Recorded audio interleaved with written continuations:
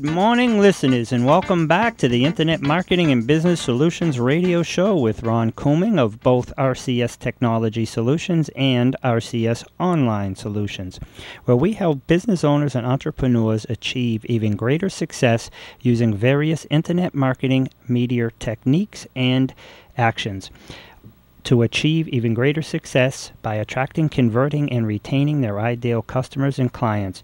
Today, I want to talk to you a little bit about MWAs, minimum wage activities. It's come up a few times recently that I've spoken with business owners and entrepreneurs, and they're feeling overwhelmed.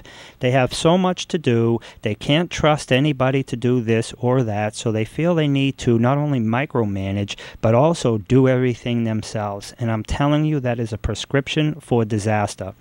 There is a great book by it's called The E-Myth Revisited by Michael Gerber. And he talks about how a business goes from infancy to adolescence and then goes on. And one of the big things that you have to learn how to do, now he gives great examples about franchises because franchises have systems and all this. But systems win and people fail. If you are the only person in your business or that really generates all the work, then you don't have a business. You have a job under the title of a business. You need to learn to delegate. And by delegation, I'm talking about things that are not in your 1, 2, or 3 top money-making zones. If you're a plumber, doing the actual work on being a plumber is your genius zone. Putting posts on social media, writing blogs, sending emails that are designed to convert and lead to additional customers and clients, that is not your genius zone. If you want your business to grow, you need to delegate any activity that is not within your genius zone. And if you think you can't afford to do that, I'm going to give you some examples where you will learn that you cannot afford not to do that. I once had a client who had a business. She still does, and she's making a ton of money now because she took my advice. But she was so bogged down. She had several $5,000, $25,000, and $75,000 programs that people would get into. These involve various levels of coaching and time and support and all this. But we'll just stick with the $5,000 level, and this we can use this example in any area, okay? So I'm just using this one. So let's say she has a $5,000 program, and now she's spending 30 hours a month on various internet marketing, social media, or any other type of activities related to generating additional business. Those are not her genius zone. So at the end of the month, those 30 hours, whatever she produced were certainly not as good as somebody who was an expert in that field. So let's say you paid somebody $30 an hour for 30 hours. That's $900 over the course of a month. In that 30, and they are experts in their area. They are specialists in their area at least, vet them, make sure that they can do what they do. So now you have a $900 expense, but you have 30 extra hours of work. And this particular person's example, and an average of 3 hours between a couple of different conversations, maybe some emails, whatever it was, an average of 3 hours, she could speak to a client and close them. So that 30 hours now translates into 10 clients.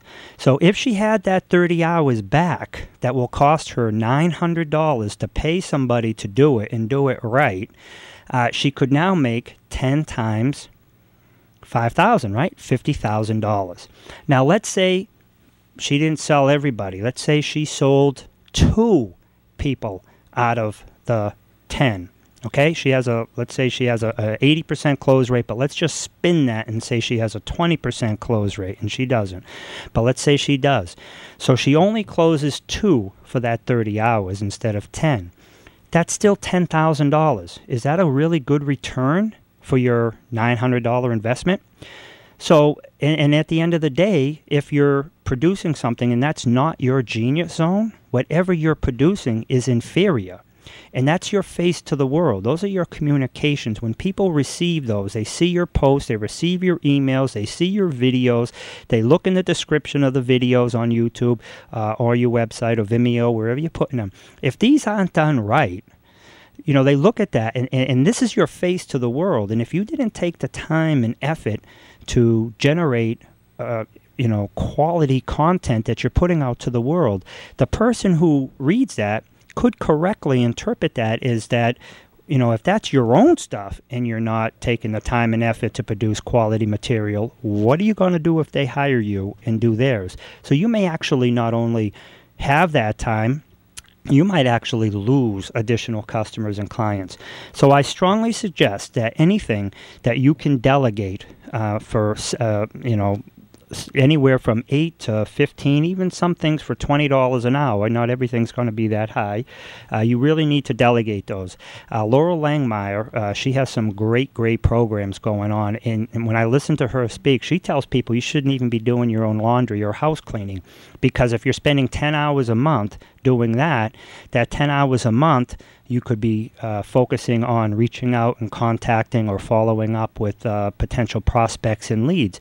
So that 10 hours a month, if you close one person and it's a $5,000 contract, or it's a service. Let's say in my case, somebody comes on and it's $1,000 a month. I have clients at $500. I have clients at $3,500. But let's just use the round number. It's $1,000 a month. 6-month contract would be $6,000, right? All my clients, by the way, have made 3 to 4 to 5 or more. I have clients that have made millions, but all my clients have made more than they paid us. So, but anyhow, so let's say that example is $1,000 a month. So now you have 10 hours and you close one person in that 10 hours, just one. That's $6,000 you made. But that 10 hours, if you're paying somebody $20 an hour to clean your house or to do your laundry, it's what, $200? Really? I mean, so when I talk about how it can actually help you, you really need to think about in terms of what you're putting out and what you're getting back. So in business, I strongly recommend you don't do any MWAs. If you want to achieve even greater success, one of the things you're going to have to do is get your mindset right. Scarcity, fear and scarcity is going to hold you back. You know, if you have to put something on a credit card and let's say it's $1,000 and you put it on your credit card and you pay it back $100 a month, over the course of a year, right? It's 10 months you'll pay it back.